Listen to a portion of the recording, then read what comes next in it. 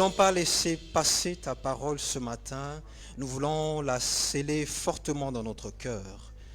Parce que c'est par elle que toute chose a été créée. Nous avons été façonnés, Seigneur, par cette parole. C'est par elle, Seigneur Père, qu'aujourd'hui nous avons le souffle de vie. Et c'est par elle, Seigneur, que nous vivons et que nous allons encore vivre, Père. Voilà pourquoi ce matin, nous voulons encore prier, Seigneur, que tu éloignes de nous tout esprit de distraction. Que tu éloignes de nous toute pensée, Seigneur, qui s'érige en forteresse, qui nous empêche de sceller cette parole, qui nous empêche, Seigneur, de mettre cette parole en pratique. Ce matin, tu nous as choisis par ton amour, par ta grâce, par ta bonté pour nous révéler tes merveilles. Et nous voulons encore les contempler. Parce que, Seigneur, tu l'as déclaré que si nous la mettons en pratique, nous vivrons. Nous voulons vivre ta vie ce matin. Voilà pourquoi nous prions encore que ce soit ton Esprit Saint qui nous parle, que ce soit ton Esprit Saint qui nous enseigne encore ce matin, que ce soit ton Esprit Saint qui nous révèle encore tes mystères et que toute la gloire et honneur te reviennent au nom de Jésus. Amen. Est-ce qu'on peut encore acclamer le Seigneur pour ce chant? Alléluia. Amen, amen. Je suis encore rempli de joie et d'allégresse d'être encore parmi nous ce matin. Quelqu'un m'avait dit bienvenue à Mohamedia et j'ai répondu à la personne je suis chez moi. Amen. On ne peut pas dire à quelqu'un bienvenue chez lui. Amen. Donc c'est toujours une joie véritable que voilà d'être là encore et de pouvoir communier ensemble avec nous. Ce matin, nous allons un peu écouter la sagesse. Quelqu'un qui est reconnu dans la parole de Dieu comme étant le plus sage, si on peut dire. Et nous allons encore l'écouter. Ce n'est pas lui, en la personne du roi Salomon, ce n'est pas le roi Salomon qui nous parle ce matin autrement, c'est Dieu qui nous parle par la voix du roi Salomon. C'est Dieu qui nous adresse encore des paroles de sagesse ce matin, des paroles de connaissance, pour que nous puissions véritablement être dans la plénitude de sa volonté. Amen. Nous allons lire deux petits textes dans le livre des Proverbes, chapitre 3, du premier verset au verset 8. Le premier texte, Proverbes, chapitre 3, du premier verset au verset 8. Nous allons lire dans la version Semeur, si on peut projeter dans la version Semeur. Je lis dans le nom de Jésus. Mon fils, n'oublie pas mes instructions et que ton cœur retienne mes commandements. Car ils rallongeront tes jours et ajouteront des années à la durée de ta vie et t'assureront le bonheur. Que l'amour et la fidélité ne te fassent jamais défaut. Attache-les autour de ton cou, grave-les sur les tables de ton cœur. Tu obtiendras la faveur de Dieu et des hommes. Tu auras la réputation d'être un homme de bon sens. Mets ta confiance en l'Éternel de tout ton cœur et ne te repose pas sur ta propre intelligence. Cherche à connaître sa volonté pour tout ce que tu entreprends et il te conduira sur le droit chemin. Ne te prends pas pour un sage. Revers l'Éternel et détourne-toi du mal. Ce sera une bonne médecine qui t'assurera la santé du corps et la vitalité de tout ton être. Le deuxième texte est toujours dans le livre de Proverbes, chapitre 22. On va lire du verset 19 au verset 21. Cette fois-ci, on peut projeter dans la version Louis II, second 21. Mais moi, je lis dans la version français courant. Ici, la parole nous dit, je désire que tu places ta confiance dans le Seigneur. C'est pourquoi je vais te les faire connaître à toi aussi aujourd'hui même. Et dans la version Louis II, on nous dit, afin que ta confiance repose sur l'Éternel, je veux t'instruire aujourd'hui. Oui, toi, nous qui sommes là ce matin. La suite, j'ai écrit pour toi une trentaine de conseils et de réflexions. Je veux te donner des informations réellement dignes de confiance. Si quelqu'un t'envoie à chercher la vérité, tu pourras ainsi lui communiquer des informations sûres. Amen. Ce matin, nous avons entendu dans le livre de Proverbes, le roi Salomon nous parle de la confiance. Il nous dit de ne pas mettre sa confiance dans notre intelligence ni dans notre force, autrement dit en nous-mêmes, mais de mettre cette confiance en le Seigneur, de remettre cette confiance au Seigneur. Et par la suite, il nous parle d'un enseignement, d'une instruction. Amen. Quand on parle de la confiance, nous avons souvent l'habitude d'entendre déjà, pour la plupart des cas, quelqu'un nous dit « Fais-moi confiance ». Fais-moi confiance, n'est-ce pas? Tout type de personne nous dira « Fais-moi confiance ». Le menteur va te dire « Fais-moi confiance » à son mensonge. Ainsi, celui qui est malhonnête te dira aussi « Fais-moi confiance ». De la même manière que de bonnes personnes te dira « Fais-moi confiance ». Nous avons tellement entendu parler de cette expression, la confiance. Tu ne me fais pas confiance. Mais pourquoi tu ne me fais pas confiance? Non, lui, je lui fais entièrement confiance. En tout cas, avec lui, je n'ai aucun souci. Il n'y a aucun problème. Je lui fais vraiment confiance. Lorsque nous lisons un tout petit peu la définition du mot confiance, par définition, en fait, juste par composition. Confiance est composé de deux mots, en général en latin. Il y a le préfixe « con ». Nous avons l'habitude d'entendre ça, nous nous souvenons lorsqu'on parle de « consacré », qui veut dire « avec », et « fidéré », qui veut dire « croire ». Autrement dit, « avec foi ». C'est-à-dire la confiance veut dire « avec foi ». Je crois. Nous pouvons avoir aussi plusieurs définitions dans la Bible et aussi plusieurs définitions dans le dictionnaire. Par la composition de ce mot confiance, nous pouvons comprendre par là ce matin que faire confiance signifie d'accorder sa foi à quelqu'un ou dans quelque chose. Cela signifie également aussi donner le pouvoir à quelqu'un de pouvoir contrôler, remettre à quelqu'un ce qui nous tient le plus, accepter d'être vulnérable. Parce que l'expression qui nous dit fais confiance ou mettre sa confiance, quand on voit la racine, il y a un fait de donner, de remettre. Comme si la confiance était quelque chose que nous devons remettre à quelqu'un, soit mettre dans quelque chose. Amen. En Centrafrique, on a l'habitude d'utiliser un exemple lorsqu'on parle de l'éléphant. Rassurez-vous, je ne vais pas utiliser cet exemple parce que le plus souvent, on l'utilise de manière un peu péjorative. Il y a un fruit qui est tellement gros, voilà, il y a un frère qui commence déjà à rire, qui est tellement gros et que l'être humain ne peut pas avaler. Mais l'éléphant, lui, peut avaler.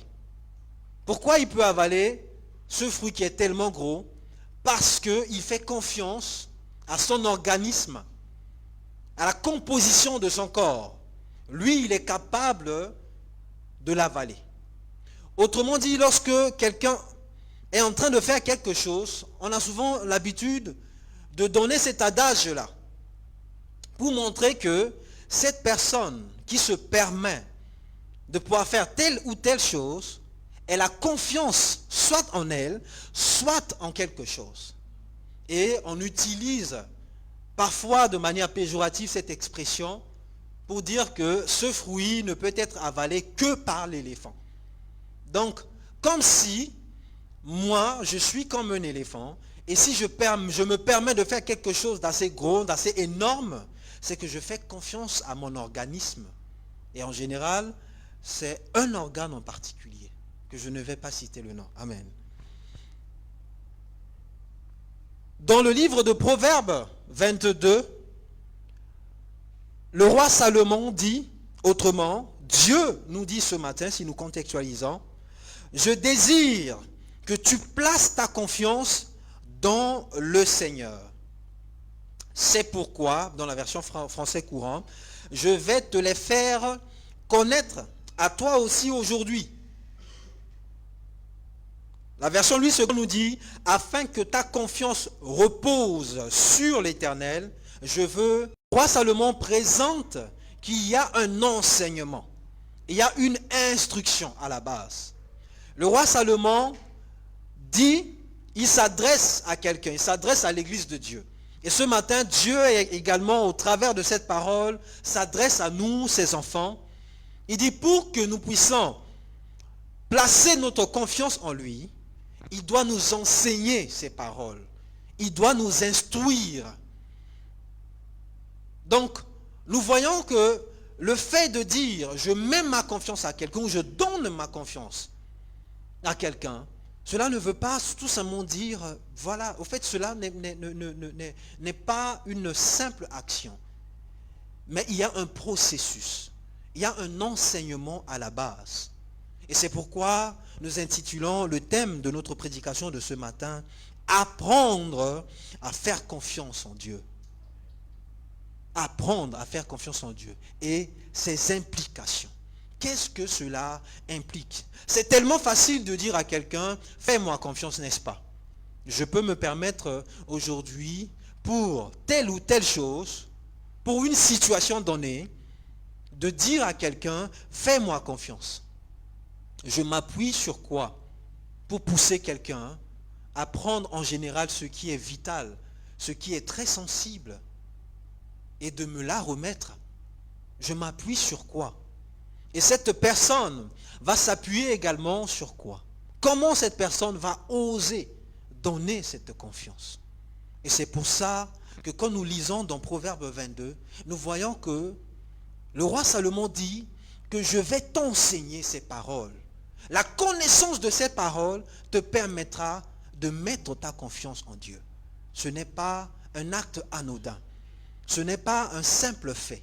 Non, c'est un apprentissage. Et ce matin, le Seigneur veut que nous puissions apprendre à lui faire confiance.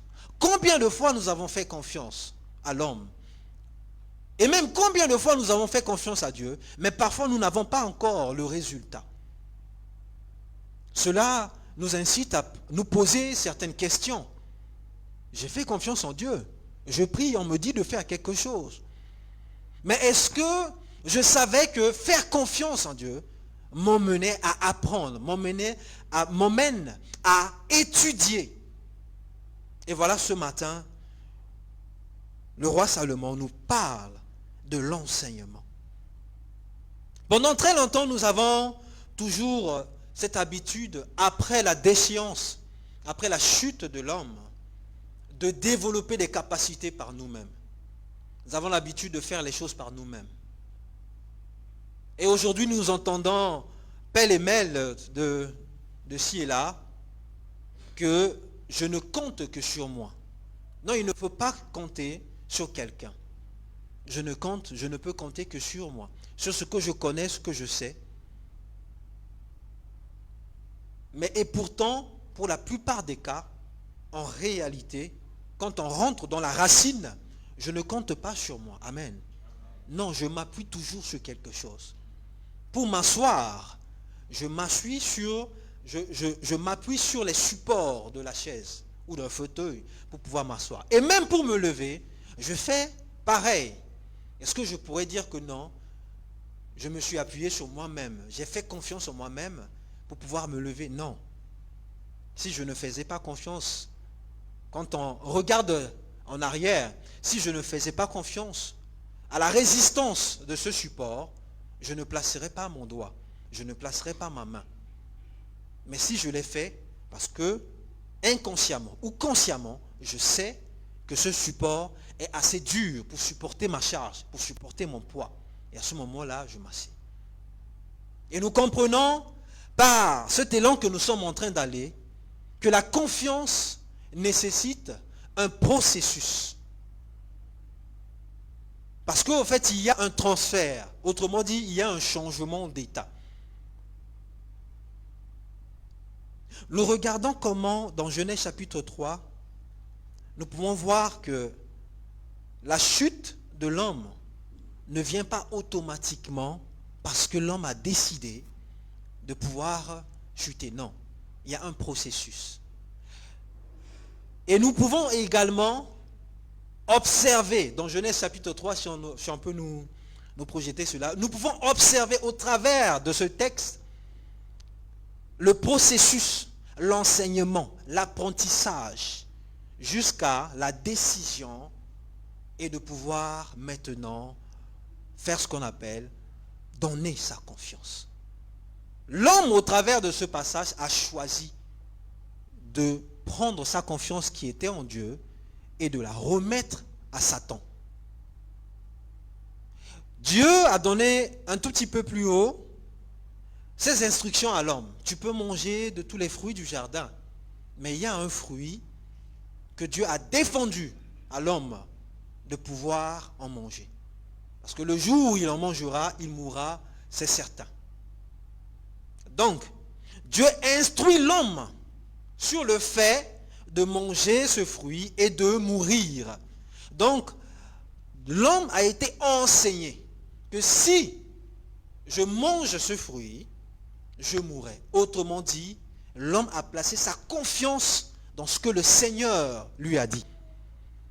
Le diable, dans ce texte, a utilisé le même processus. Il n'est pas venu autrement. Il vient également aussi avec une instruction. Parce qu'il faudrait que l'homme puisse apprendre, saisir, comprendre, et maintenant, ce que nous pourrons dire par la suite, lâcher prise. Moi, ce qui m'intéresse le plus dans ce texte, nous pouvons lire du premier verset, verset 7. Moi, je le lis dans la version français courant, mais nous pouvons aussi suivre dans la version second 21. Parmi les bêtes sauvages que le Seigneur Dieu a faites, le serpent est le plus rusé. Il demande à la femme, est-ce que Dieu vous a vraiment dit ne mangez aucun fruit du jardin? La femme répond au serpent, nous pouvons manger les fruits du jardin, mais pour l'arbre qui est au milieu du jardin, Dieu a dit, ne mangez pas ses fruits et n'y touchez pas, sinon vous mourrez. Le serpent répond à la femme, pas du tout, vous ne mourrez pas. Mais Dieu le sait bien, le jour où vous en mangerez, vos yeux s'ouvriront, vous serez comme des dieux, vous pouvez savoir ce qui est bien ou mal.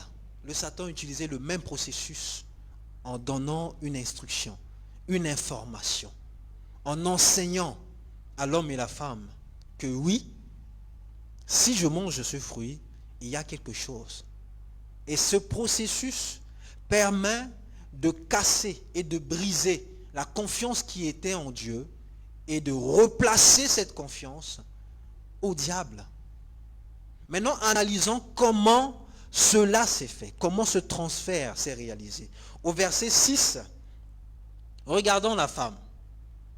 La femme vit que l'arbre était porteur de fruits bons à manger. Le regard, elle observe. Agréable à regarder et précieux pour ouvrir l'intelligence. Elle prit de son fruit et en mangea. Elle en donna aussi à son mari qui était avec elle et il en mangea.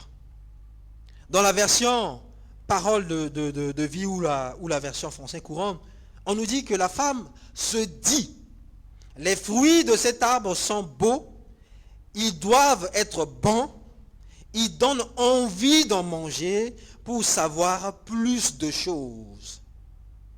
Et par la suite, elle prend de ce fruit de cet arbre et le mange. Donc, nous voyons qu'il y a un processus. Ce n'est pas une décision qu'on prend automatiquement. Il y a un processus. Il y a une réflexion derrière. Et c'est pour ça que le roi Salomon pouvait dire, si quelqu'un, dans le livre que nous avons lu au verset 21, je te donne des informations réelles dignes de confiance. Si quelqu'un t'envoie chercher la vérité, tu pourras ainsi lui communiquer des informations sûres. La femme s'est faite sa propre idée. Elle a fait ce choix.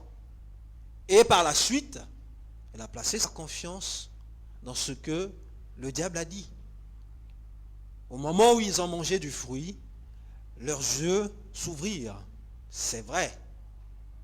Mais il y a un aspect dans le mensonge du diable qui n'ont pas vérifié avant la mort. Parce qu'au moment, le Seigneur dit, si vous mangez, vous mourrez, c'est certain. Mais au moment où ils ont mangé, ils ne sont pas morts. Ah, le diable a peut-être raison, parce que de toutes les manières, Dieu avait dit que si nous en mangeons, nous allons mourir. Nous avons mangé, au contraire, nous ne sommes pas morts. Oula, youpi. Donc véritablement, le diable a raison. Voici le piège, je dirais, le plus dangereux pour nous, enfants de Dieu. De croire seulement à la vue de la surface de l'iceberg, mais et non de chercher véritablement, est-ce que ce que je suis en train de regarder, l'apparence que je suis en train de regarder, est-ce que c'est la vérité? Et c'est ce qui nous empêche aujourd'hui parfois que notre confiance dans le Seigneur puisse être vacillée de gauche à droite. On met sa confiance en Dieu aujourd'hui. On n'a pas le résultat. On traite Dieu de menteur. On enlève sa confiance. On met dans le fétichisme. On enlève cette confiance. On met dans n'importe quoi. Pourquoi? Parce qu'on n'a pas le résultat escompté. On n'a pas le résultat qu'on cherche. Mais on oublie qu'il y a un processus, qu'il y a un temps que nous devons attendre. Il y a des étapes qu'il faut passer. Mais nous voulons déjà aujourd'hui, Dieu te dit, je vais te bénir d'un mariage. Dès qu'un homme te dit bonjour, tu es déjà marié. Dès qu'une femme te dit bonjour, tu es déjà marié. Tu sautes directement de coq à l'âne, comme on a l'habitude de dire, sans pour autant savoir qu'il y a un processus, il y a un temps d'étude. Venons voir le pasteur. Je donne cet exemple pour moi-même. Ma femme aujourd'hui, quand on a commencé le début, arrivé à un certain moment, elle a mis une barrière. Tant que tu ne partes pas, tu n'ailles pas voir le pasteur, ce que toi et moi nous sommes en train de faire, ça va s'arrêter. On met d'abord une pause. Va d'abord voir le pasteur. Va d'abord te présenter. Ah, qu'est-ce que cela veut dire? Continuons et après nous allons faire non, non, non, non, non. C'est la procédure. Il faut suivre la procédure. Il faut la patience. Il faut beaucoup de choses que par la suite nous allons voir dans ce texte. Voyons, pour ma part, je dirais encore dans le livre de 2 Corinthiens, chapitre 5, verset 17. Nous pouvons comprendre par ce simple texte qu'il y a une transformation, il y a un appel. Et j'aimerais encore ce matin nous faire cet appel également ce matin par la grâce de Dieu. 2 Corinthiens 5, 17, je lis dans la version second 21. Il est écrit, si quelqu'un est en Christ, il est une nouvelle créature, les choses anciennes sont passées, voici toutes choses sont devenues nouvelles. Amen. Ma manière de penser n'est plus comme celle d'hier. Ma manière de marcher, de parler, n'est plus comme celle d'hier. Autrement dit, la confiance que je plaçais en moi-même, que je m'appuyais sur mon intelligence et ma sagesse, où est-ce que cette confiance m'a amené jusqu'à aujourd'hui? Oui, mais j'ai quand même réussi. Aujourd'hui, j'ai de l'argent. Oui, mais bon, Aujourd'hui, je peux donner des exemples qui prouvent que la confiance que j'ai placée en moi, ça m'a permis de quitter d'un point A à un point B. Mais est-ce que je connais le point Z? Est-ce que je suis déjà arrivé au point Z? Et voilà pourquoi l'ennemi pouvait tromper l'homme en lui disant non, tu ne vas pas mourir. Au contraire, c'est le contraire. L'homme en a mangé, ah oui, mais je ne suis pas mort. Mais en réalité, ce qui va venir après, il est totalement ignorant. Il ne sait pas. Et de la même manière, aujourd'hui, je peux me dire oui, ma conscience, mon intelligence, ma sagesse me permet de pouvoir être là où je suis. Mais est-ce que je sais où je vais? Comme Jésus qui dit dans sa parole, vous ne savez pas. Moi, je sais d'où je viens. Je sais où je vais. Mais vous ne savez pas. Et donc aujourd'hui, je ne peux pas me permettre de dire que je sais là où je vais. Que oui, si je suis déjà arrivé à ce niveau, c'est pour moi comme des indicateurs qui me permettent de continuer à mettre ma confiance, à faire confiance à ce que je suis en train de faire. Ça peut être le fétichisme, ça peut être beaucoup de choses. Si ce n'est pas le Seigneur, mais si c'est le Seigneur, il nous dit que toutes choses sont devenues nouvelles. Et donc, autrement dit, je ne vis plus comme autrefois.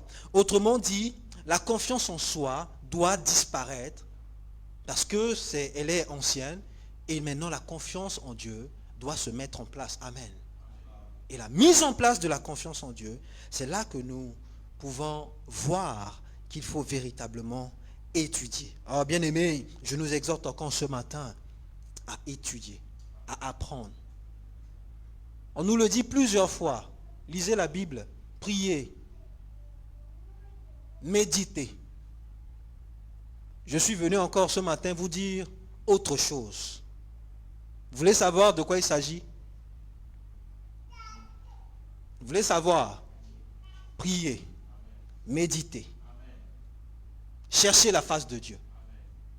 Ça ne changera pas. Malheureusement, je n'ai pas autre chose à vous dire que cette même chose qui a déjà été établie avant le commencement de la terre. Amen. Parce que c'est le principe. Ça, c'est le principe de Dieu. Et c'est la même chose pour moi aujourd'hui. Ce que je cherche à faire, et je nous exhorte encore à partir de maintenant, ce que nous devons chercher à faire, c'est apprendre comment je dois mettre ma confiance en Dieu.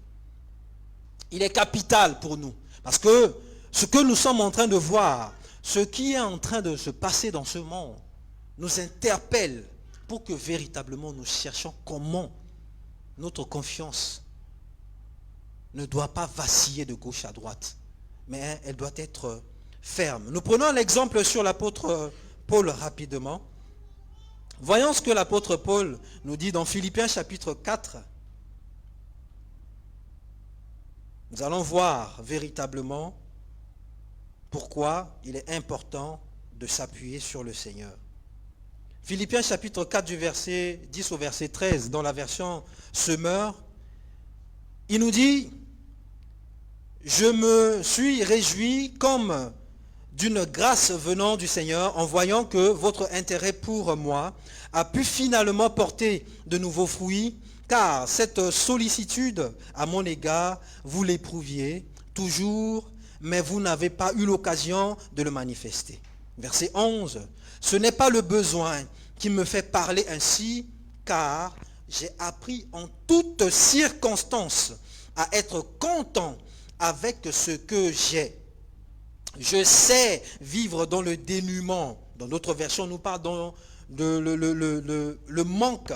Je sais aussi vivre dans l'abondance. C'est le secret que j'ai appris. M'accommoder à toutes les situations et toutes les circonstances, que je sois rassasié ou que j'ai faim, que je connaisse l'abondance ou que je sois dans le besoin. Je peux tout grâce à celui qui me fortifie. Amen. Si nous sommes dans un état de disette, de faim, de famine, serions-nous toujours dans la joie? Lorsque quelqu'un viendra seulement nous dire bonjour, ne voudrons-nous pas avaler cette personne? J'ai faim, je n'ai rien et tu viens m'emmerder. On est déjà en colère. Notre état change par rapport à la situation, par rapport à la circonstance. Et si nous avons aussi beaucoup, nous n'avons plus le temps. Quand quelqu'un te parle, non, je n'ai pas le temps. Oui, bon, on va voir ça plus tard. Hein. Rappelle-moi. C'est ce que nous avons l'habitude de faire. Notre état change en fonction de la situation dans laquelle nous nous trouvons. Mais nous voyons en examinant ce texte, Paul nous montre véritablement que son état n'a pas changé, qu'il reste le même. Parce que à la fin, au verset 13, il a donné un secret. Autrement, Paul est en train de dire, je suis capable de garder mon état pareil parce que je ne m'appuie pas sur moi-même, mais je m'appuie sur le Seigneur. Amen. Et donc, que j'ai faim, que je trouve beaucoup à manger, que j'en ai pas, je resterai toujours Paul. Pas ce Paul externe, mais même interne. Pas le fait de rire de manière mécanique, juste pour cacher une facette, non. Mais de manière interne, même dans la profondeur de mon cœur, je serai toujours dans la joie. Amen. Et voilà pourquoi ce qui est le plus important pour nous.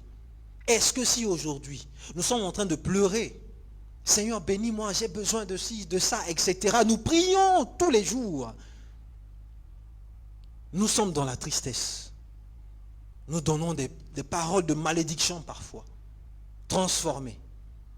Ah, c'est comment? Ah, mon frère, je suis là-haut. En tout cas, ah, il faut prier. Ah, je continue à prier. Tu le dis, mais tu n'as même pas la foi. Il faut chercher. Ah, je continue à chercher. Tu le dis, mais tu n'as même pas la foi. L'abandon. L'ennemi aussi. La Bible nous dit qu'il rôde comme un lion rugissant, cherchant qui dévorer. Donc, l'ennemi ne va pas aussi me laisser tranquille. Il ne va pas seulement venir me tenter une seule fois, après il partira. Non, il me tentera autant de fois. Voilà pourquoi autant de fois, je dois rechercher, autant de fois, je dois toujours chercher à regarder vers le Seigneur et à essayer de mettre ma confiance en lui. Pour ne pas qu'une situation change. Parce que oui, ça se traduit ainsi. Lorsque je n'ai rien et que je suis dans la tristesse, c'est que je ne fais pas confiance en Dieu. C'est aussi simple que ça. Parce que si je faisais confiance en Dieu, je raisonnerais comme Paul. Que je n'ai pas, je serai toujours pareil. Je serai toujours dans la joie. Parce que Paul a donné quelque chose. Il a dit que c'est mon secret.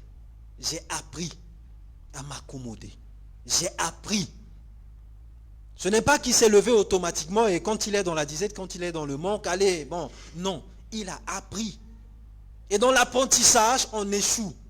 Dans l'apprentissage, c'est difficile. Il y a des épreuves, il y a des étapes qui sont tellement difficiles à passer. Et nous le voyons chaque jour de notre vie. Dieu m'a promis une bénédiction, je ne l'ai pas encore vu s'accomplir. Il me dit, monte. Ah, la montagne, elle est très longue. La pente, elle est tellement élevée que je n'ai plus la force. Mais le Seigneur reste en haut. Il dit, monte. Je dois monter, je dois faire des efforts. Je dois continuer. Je dois continuer constamment à regarder vers le Seigneur pour que je puisse avoir cette assurance-là, que lorsque j'arriverai en haut, il me donnera ce qu'il a promis pour moi. Amen. Apprendre à faire confiance à Dieu implique beaucoup de choses. Lorsque nous parlons de cette étude, nous sommes également aussi en train de parler des implications. La première implication, ça nécessite d'abord la foi. Ça nécessite d'abord de croire. Et tant que je ne crois pas en Dieu, mais comment est-ce que je peux faire confiance en Dieu? Hébreux chapitre 11, verset 6 nous le dit. Or, sans la foi, nous connaissons ce texte, il est impossible de lui être agréable. Car il faut que celui qui s'approche de Dieu croit que Dieu existe et qu'il est le rémunérateur de ceux qui le cherchent. Je dois m'approcher de Dieu. Ça fait partie également des implications. Je dois croire au Seigneur. Mais pour pouvoir croire au Seigneur, croire en Dieu, je dois le connaître. Si je suis toujours éloigné de Dieu, comment je peux connaître ces aspects? De la même manière que quelqu'un qui n'est pas proche de moi, qui ne développe pas une certaine intimité avec moi, mais cette personne est libre de me traiter de tout ou de rien. De la même manière, aujourd'hui, nous pouvons traiter Dieu de menteur, qui n'existe pas, parce que nous n'avons pas fait encore ce mouvement de nous approcher de lui, d'être toujours intime avec lui. Je le répète encore, je n'ai pas autre chose à nous enseigner ce matin, par la grâce de Dieu. Connaître le Seigneur, être intime avec Dieu, c'est dans sa parole, c'est en méditant, c'est en développant des habitudes, en adoptant des habitudes, c'est en priant. J'ai déjà prié 10 millions de fois. Calculons notre âge, calculons le temps où nous avons donné notre vie au Seigneur, calculons le nombre de jours, le nombre d'heures, le nombre de minutes, parfois que nous prenons pour prier.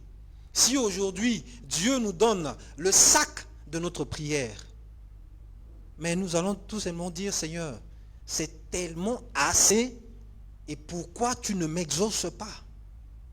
Nous pouvons avoir des raisons pour dire que je ne te fais pas confiance, que je doute un peu. N'est-ce pas, c'est suffisant, tu veux que je puisse mourir finalement avant que je puisse toucher la bénédiction? Non. Le Seigneur me dit, même si elle tarde, attends-la, elle va s'accomplir. Voilà ce que moi j'ai reçu. Voilà ce que je dois faire. Je dois croire, je dois avoir la foi. Mais je ne peux pas, cette foi ne peut pas grandir si je ne suis pas intime avec Dieu. Bien-aimés, je nous exhorte ce matin, développons une intimité avec Dieu.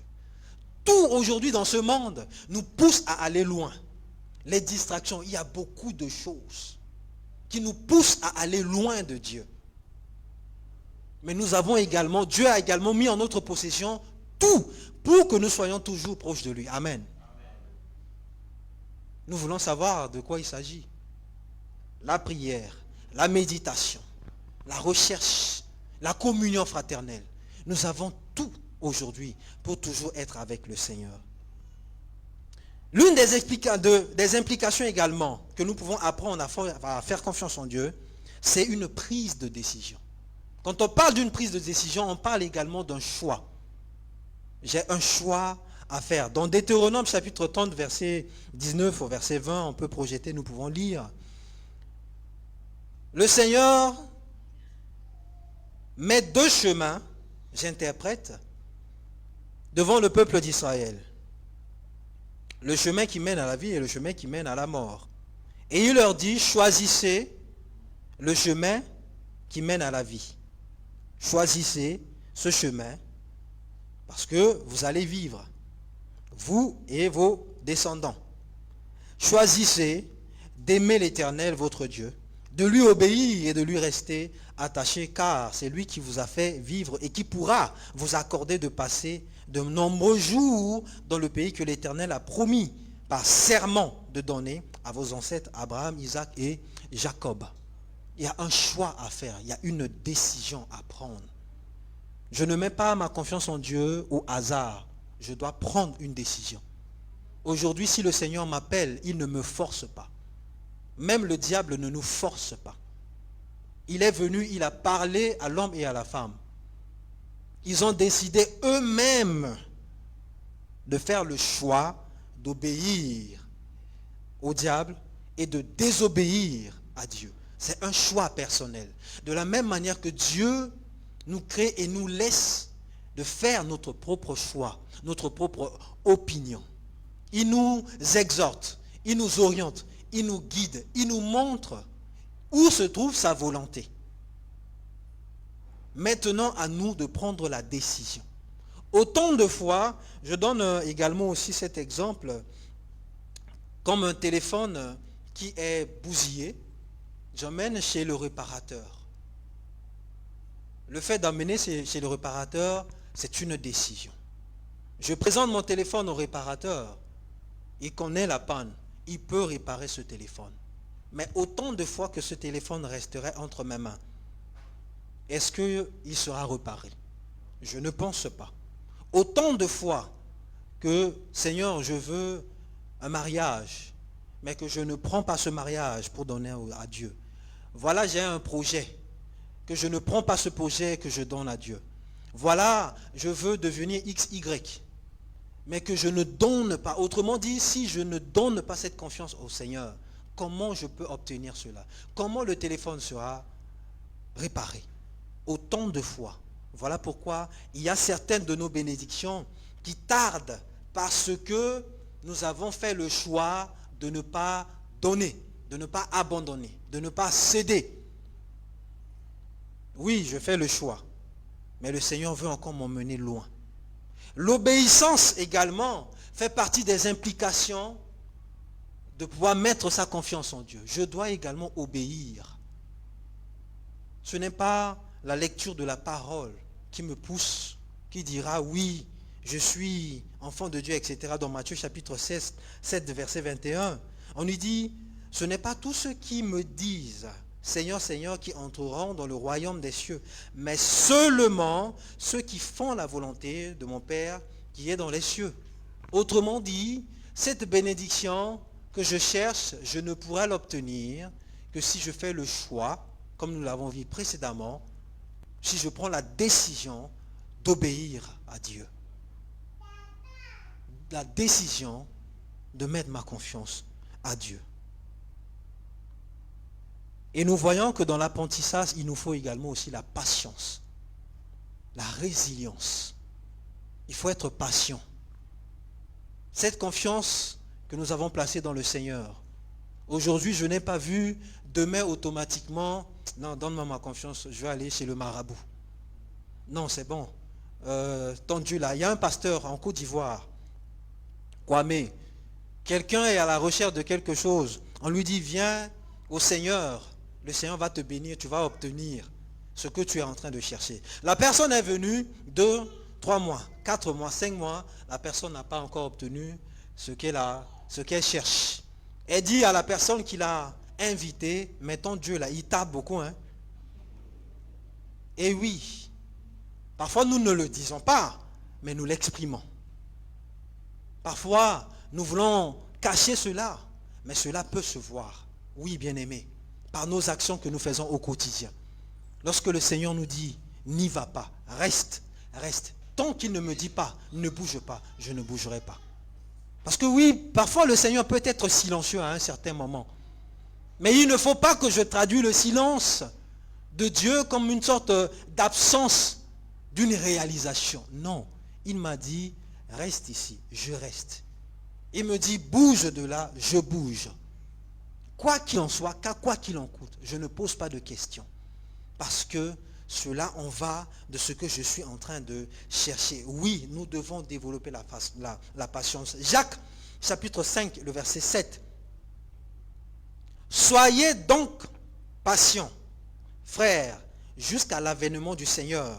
Voici, le laboureur attend le précieux fruit de la terre, prenant patience à son égard, jusqu'à ce qu'il ait reçu les pluies de la première et de l'arrière-saison.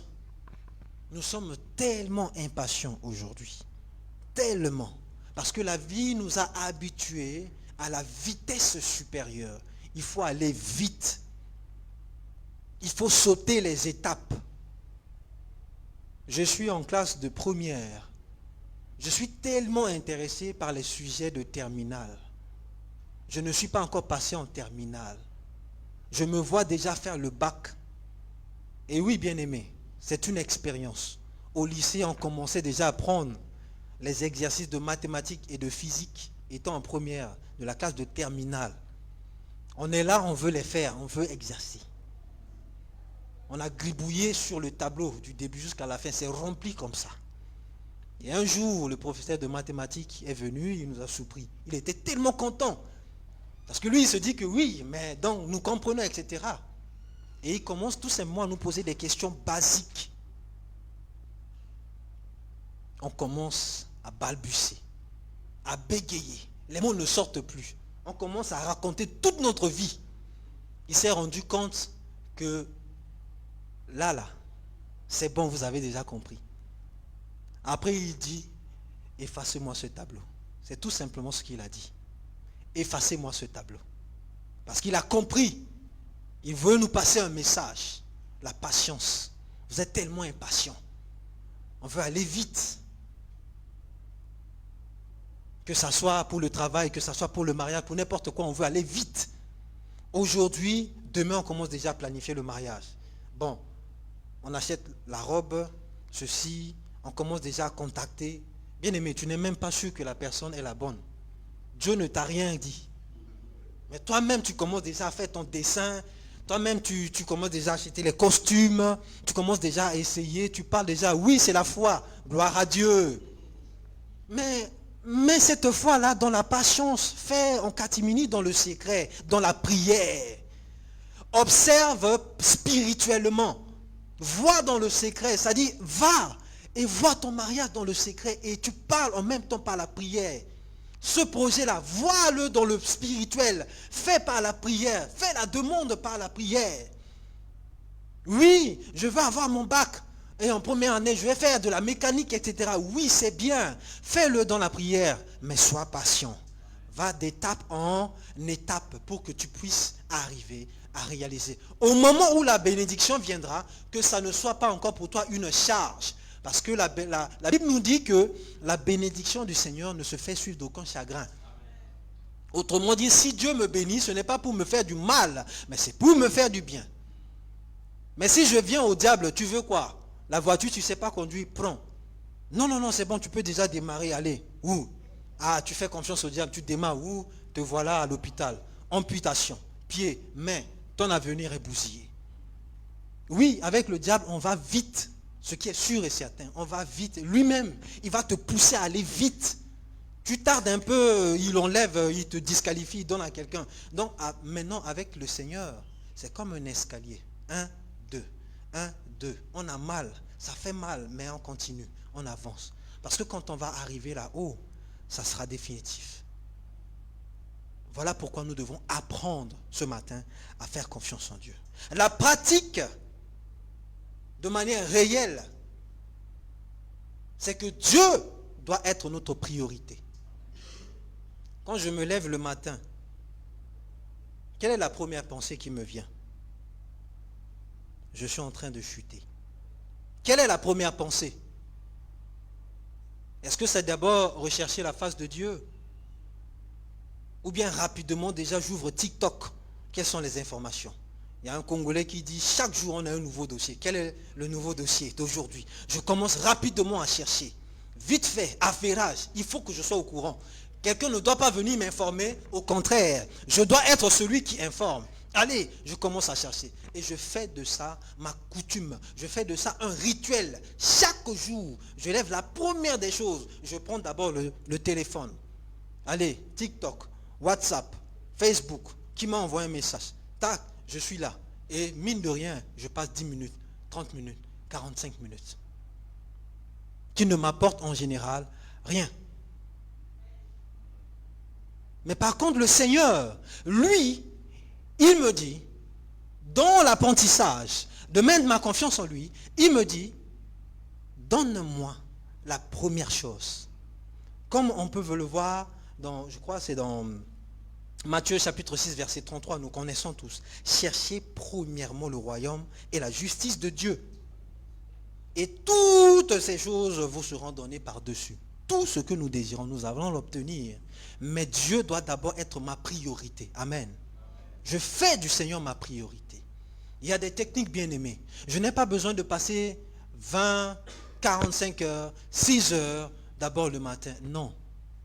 5 minutes peut être largement suffisant pour le Seigneur. 2 minutes peut être largement sur le Seigneur. Je me réveille, je fais juste 2 pas. Je descends de mon lit. Je m'agenouille. Seigneur, merci pour la vie. Merci pour le souffle de vie. J'ai encore un souffle de vie, j'ai la santé aujourd'hui. Merci. De manière sincère. Je vais aller déposer mon dossier pour une embauche. Sois avec moi, guide-moi.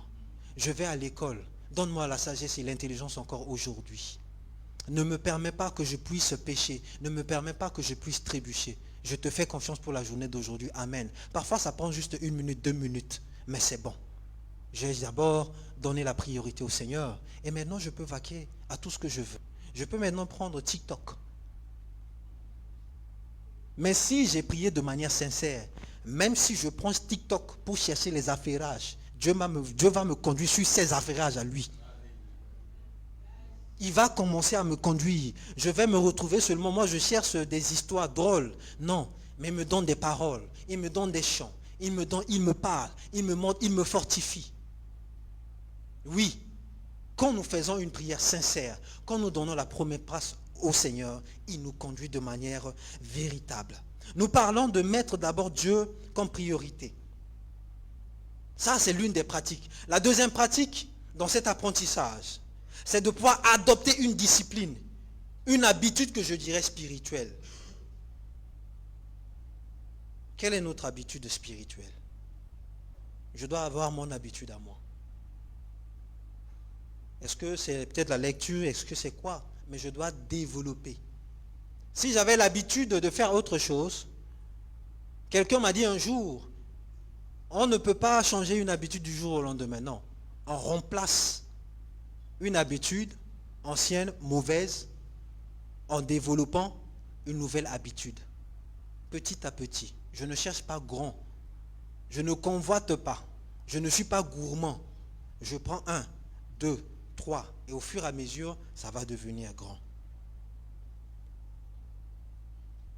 L'avant-dernier, c'est de faire des choix au quotidien selon la volonté de Dieu. Voilà ce qui peut me permettre d'affermir et d'enraciner ma confiance dans le Seigneur. Je dois faire un choix chaque jour. Chaque jour, je dois faire le choix de crucifier ma chair. Chaque jour, je dois faire le choix de savoir où est la volonté de Dieu et de la suivre. Chaque jour. Et la dernière, c'est de renouveler sa manière de penser. Chaque matin. Ma pensée doit être renouvelée obligatoirement. Romains chapitre 12, verset 2 nous le dit, ne vous conformez pas aux habitudes de ce monde, mais laissez-vous transformer et vous donner une intelligence nouvelle. Vous pourrez alors discerner ce que Dieu veut, ce qui est bien, ce qui lui est agréable et ce qui est parfait. Chaque jour, chaque matin, ma pensée doit être renouvelée. Je ne réfléchis plus de la même manière. Non, mais c'est maintenant comme ça. Nous sommes en 2025. Ce que tu es en train de dire là, c'est depuis 1980, c'est déjà passé. Toi, tu vis dans le passé. Non. La parole de Dieu n'a pas de passé, n'a pas de présent, n'a pas de futur. Amen. Et voilà pourquoi le Seigneur veut que je me détache de cette pensée charnelle qui me conditionne par rapport à la circonstance et que je m'attache à ces réalités à lui. Amen. De manière pratique, lorsque nous résumons tout ce que nous sommes en train de dire, faire confiance en Dieu, qu'est-ce que nous pouvons retenir? Je dois avoir la foi que le Seigneur existe. Je dois accepter d'obéir à Dieu. Je dois développer une discipline. Plus j'ai une discipline, ma foi, ma confiance s'enracine davantage. La patience. La jeunesse d'aujourd'hui. Je m'adresse à nous, jeunes d'aujourd'hui. La patience. On ne vieillit pas trop vite. Parce que si on vieillit trop vite, on risque de passer à côté. La persévérance. Surtout, beaucoup de persévérance. Beaucoup d'amour. Alléluia. Voilà encore cette parole que le Seigneur me met à cœur. Est-ce que nous pouvons nous lever? Nous allons prier le Seigneur. Père, nous voulons tout simplement ce matin te dire encore merci. Merci parce que tu nous apprends ce matin à te faire confiance. Merci parce que tu nous enseignes qu'il ne suffit pas tout simplement de dire que nous te mettons notre confiance, mais que nous devons apprendre. Toi, tu es là ce matin à nous apprendre comment nous pouvons placer notre confiance en toi. Donne-nous un esprit d'obéissance ce matin, afin que lorsque tu nous instruis par ta parole, nous soyons capables de la mettre en pratique Voilà pourquoi nous prions, Seigneur, que toi seul sois encore élevé dans notre vie. Voilà pourquoi nous prions encore, Seigneur, que toi seul, par ton esprit, sois ce guide qui nous tient la main maintenant et qui nous avance sur ce voyage de la confiance en toi. Afin que notre confiance soit bonnement et bien enracinée et placée en toi au nom de Jésus. Enlève tout ce qui n'est pas de toi en nous. Ces pensées qui nous poussent à ne pas continuer à apprendre chaque jour comment nous devons mettre notre confiance en toi.